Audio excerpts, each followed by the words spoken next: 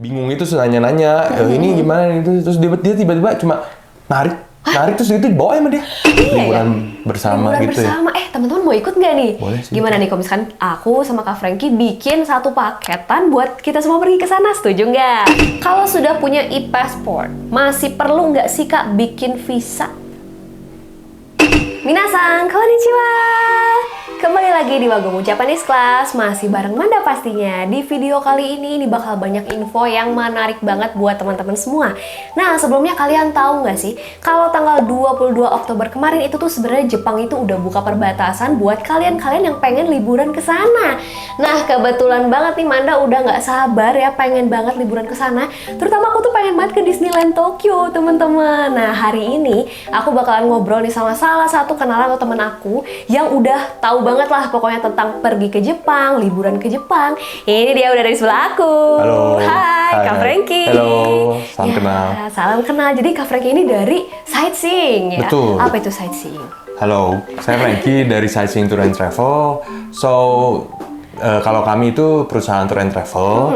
Nah, kita tuh membantu teman-teman yang mau liburan luar negeri. Kita bisa support mulai dari pemesanan tiket, pengurusan visa, turnya, hotelnya, ya pokoknya semua yang berkaitan dengan liburan ke luar negeri. Domestik juga sih. Oh gitu, nah, domestik kita juga. bisa bantu support sih. Oke, gitu. bisa diatur nih sama temanku ini ya. Bisa. Dan aku tuh pengen banget ke Jepang nih. Oh, pas banget dong. Udah buka kan sekarang? Iya. Tapi ya gitu sih, aku belum punya visa. Aduh. Nggak usah khawatir. Sekarang gimana? nggak susah sih. Nggak susah sekarang? Iya. Jadi sebetulnya kalau visa ke Jepang itu ada macam-macam, Manda.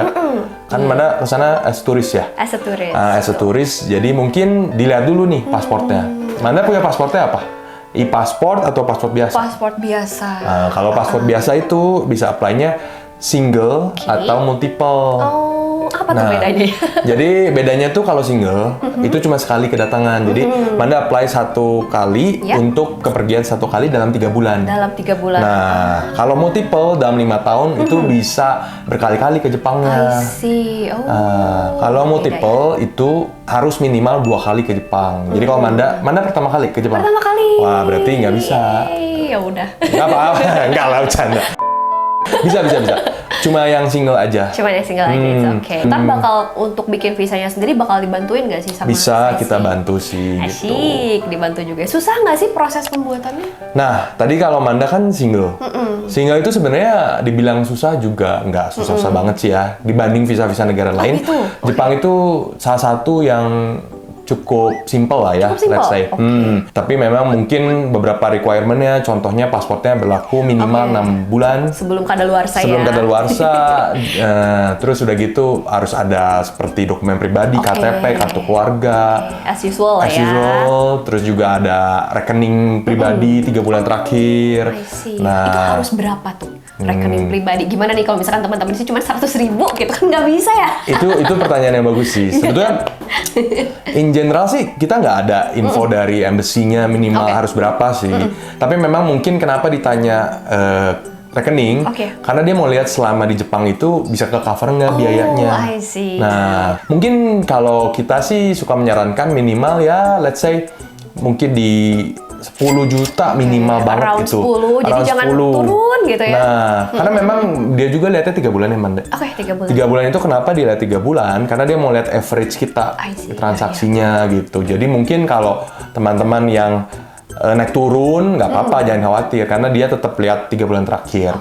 Nah, beda cerita kalau misalnya punya visanya, itu ada e-passport.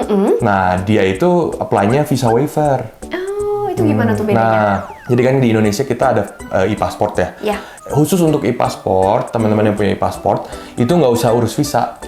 Jadi bisa langsung daftar ke embassy-nya. Untuk daftar registration-nya itu namanya visa waiver. Itu berlakunya 3 tahun, Man.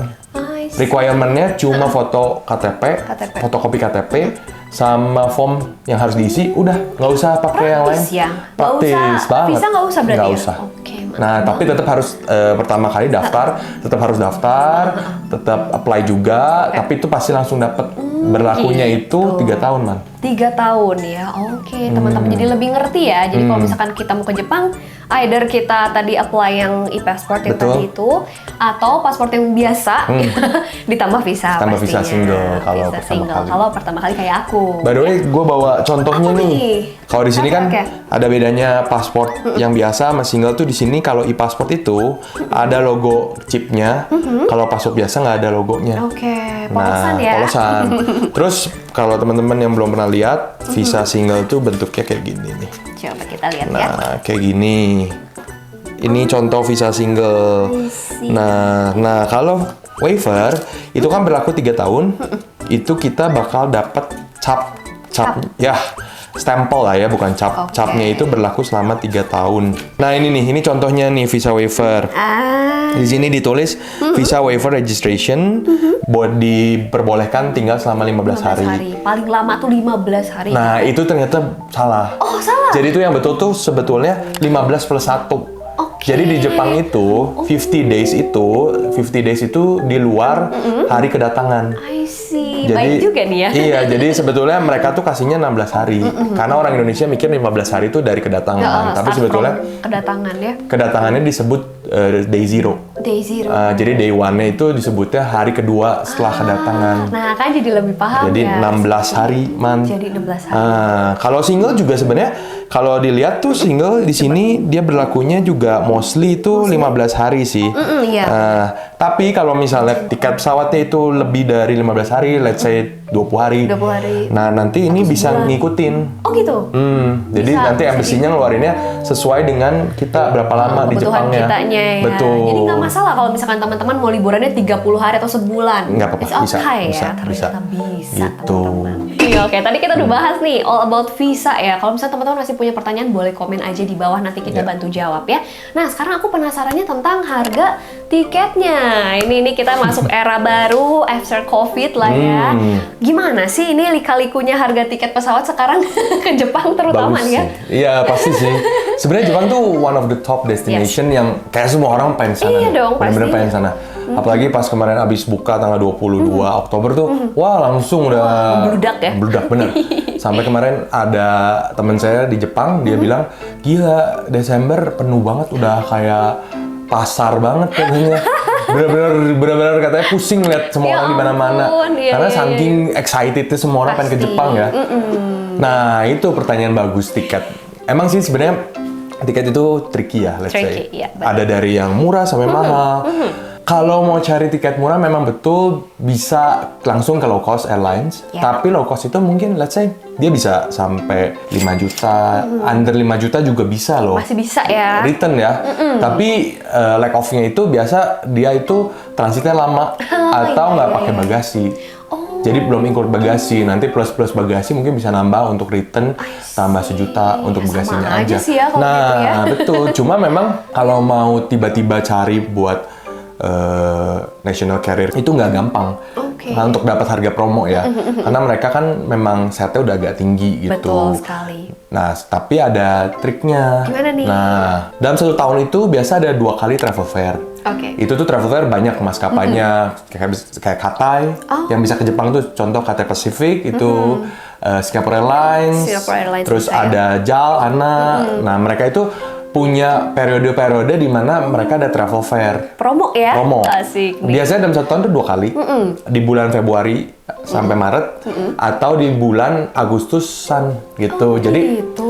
kalau teman-teman yang mau berangkatnya akhir tahun, bisa mulai hunting tiketnya itu di bulan 2. Bulan 2 dari sekarang ya? Betul. Sebentar lagi tuh. Ya, Promo ya? jadi di bulan 2 tuh kalau Ya. teman-teman udah ada jadwal di akhir tahun, di Ya. kuartal ketiga, kuartal keempat, itu mulai bisa cari di travel fair di bulan kedua. I see. Di bulan Februari. Benar-benar. Nah, kalau teman-teman yang rencana liburannya di Januari sampai Juli tahun depan, 2024 let's say, itu nanti mulai cari-cari tiketnya, promonya pas travel fair di bulan Agustus Agustusan itu tahun ya. ini. Oh. Jadi itu trik-triknya. Nah, selain itu, selain lagi travel nih? fair, jadwal juga penting. Jadwal tuh penting Tuh. sekali ya. Kalau bulan 4 atau 3 akhir, itu kan dia Sakura.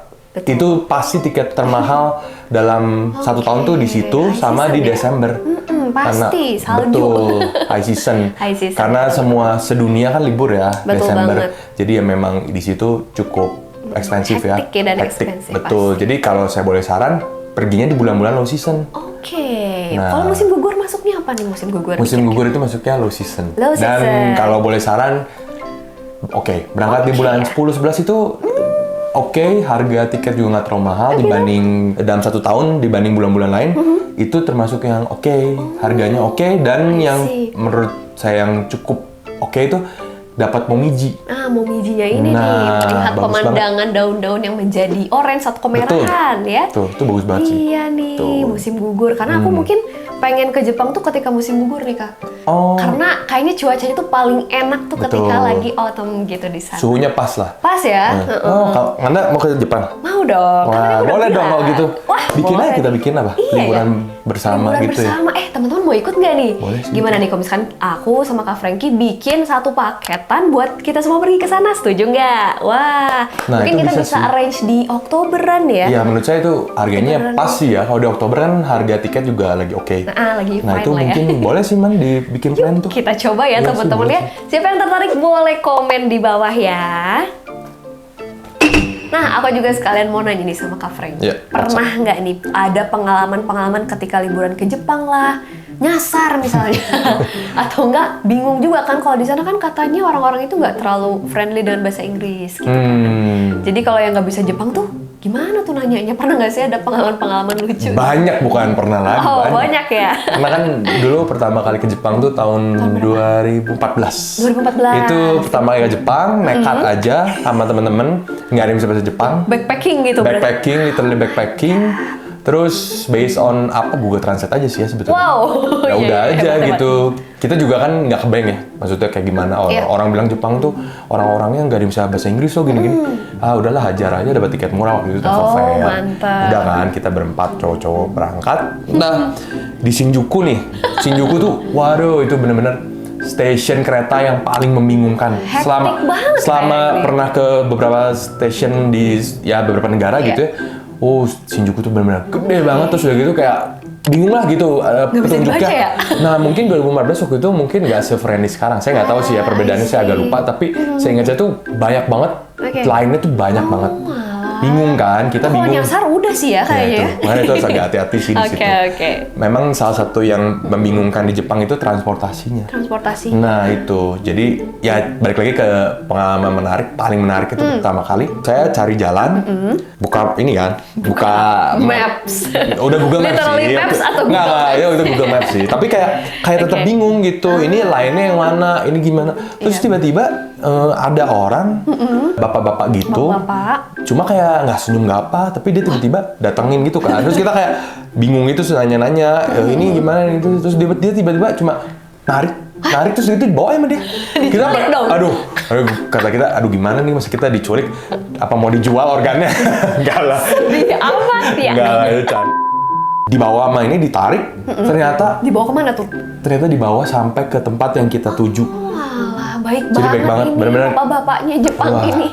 Bener-bener itu saya sampai amazing banget karena kita nggak minta dianterin, cuma minta ditunjuk ke sini gimana. Karena mungkin dia nggak ngerti bahasanya ya. Jadi dia daripada dia ngomong cuma bawa langsung di situ. Itu jauh nggak tuh? Jauh loh. Jauh. Wah. Jauh.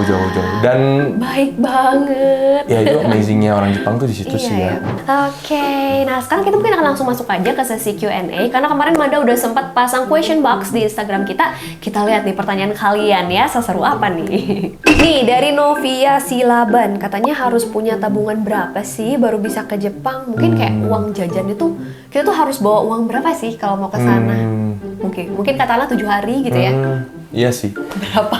Ya mungkin itu sebenarnya cukup range-nya lebar ya. Maksudnya kayak tergantung kita mau kemana aja yang pasti. Tapi kalau mungkin yang first timer ya, Manda mungkin kalau mau first timer bisa ke Tokyo area dulu. 7 hari itu bisa ke Tokyo, ke Disney juga bisa mungkin Fuji juga bisa lihat. Nah kalau dari situ sih sebenarnya mungkin let's say tiket pesawat, hotel, macam-macam lah ya, semua expenses selama di sana. Mungkin kalau mau aman tuh startnya dari 15 sampai 20 juta. I see. 15 sampai 20 juta ternyata ya. Jadi harus siap-siap nabung dari sekarang nih. Barangkali nanti jadi pergi sama aku ya kan? Nah, harus jadi. Iya. Oke, pertanyaan berikutnya coba ya. Nah ini menarik nih dari Ricky_Digger. Tadi sebenarnya udah sempat di-mention juga, tapi aku coba tanya lagi aja ya. Kalau sudah punya e-passport, masih perlu nggak sih Kak bikin visa? Tidak. Tidak. Nah itu makanya. Ini mungkin nggak banyak, ya banyak yang udah tahu juga sih. Cuma masih agak ragu sih. Sebenarnya e-passport apa sih keuntungannya? Ya baik lagi tadi kalau punya e-passport itu kita dapat visa waiver registration. Visa waiver kan artinya kita di waive visanya. Tapi itu tetap ada validity-nya. Dia berlaku selama 3 tahun. Terus stay-nya maximum 15 days plus 1 yang day arrival itu yang kayak tadi saya sebutin. Jadi tetap kalau misalnya ada, kan misalnya sekarang paspor itu berlaku 10 tahun ya. 10 tahun. Jadi kalau setelah 3 tahun, habis kan visa waiver-nya nggak berlaku, harus apply lagi 3 tahun lagi. Tinggal isi form aja tadi kan ya, gampang banget. Requirement-nya gampang banget. 1 isi form, kedua fotokopi KTP, ketiga pasportnya. Nah itu. Nah, tapi tetap harus daftar sekali untuk 3 tahun. Untuk 3 tahun ya. Nah diingat-ingat teman-teman, ini infonya penting banget ya. Oke teman-teman, seru banget ngobrol hari ini sama temanku Kak Frankie. Thank you banget nih, udah dapat banyak info yang bermanfaat ya. Pastinya buat first timer juga jadi nggak takut lagi nih. Kalau mau ke Jepang juga kalian kalau nggak mau backpacking bisa langsung aja ke sightseeing ya. Ini tepatnya ada di Ciamplas ya. Betul, Ciamplas nomor 28. Langsung mampir ke sana aja, konsultasi pengennya seperti apa, ntar bakal ada package-nya ya seperti itu. Oke teman-teman, thank you banget Kak. Thank you kita juga, akan Manda. bertemu lagi di video-video lainnya.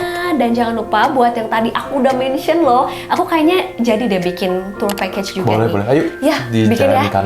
Oke, dan kalau misalkan teman-teman penasaran seperti apa, langsung aja kontak WhatsApp kita di sini ya. Oke, kita ketemu lagi di video berikutnya. Manda pamit, mata nih. Mata nih. Dadah.